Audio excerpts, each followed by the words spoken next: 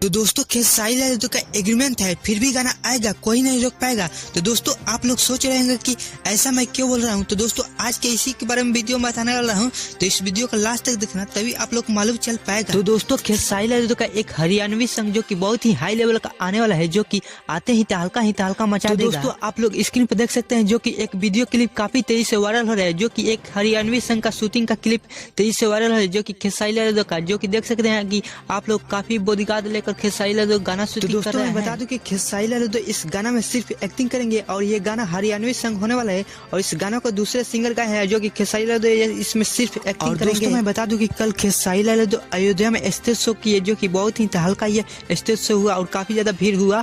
और दोस्तों वहीं पर कल से शूटिंग करेंगे खेसारी लाल यादव, जो कि बहुत ही बाल फिल्म का। तो दोस्तों मैं बता दूं कि खेसारी लाल यादव सिर्फ एक्टिंग करेंगे और इसमें गाना नहीं गाएंगे, तो एग्रीमेंट का कोई भी मामला इसमें नहीं रहेगा। तो दोस्तों इस वीडियो को लाइक कर दीजिए और सब्सक्राइब कर दीजिए, ताकि हर अपडेट इसी तरह आप लोग पास सबसे पहले जाए।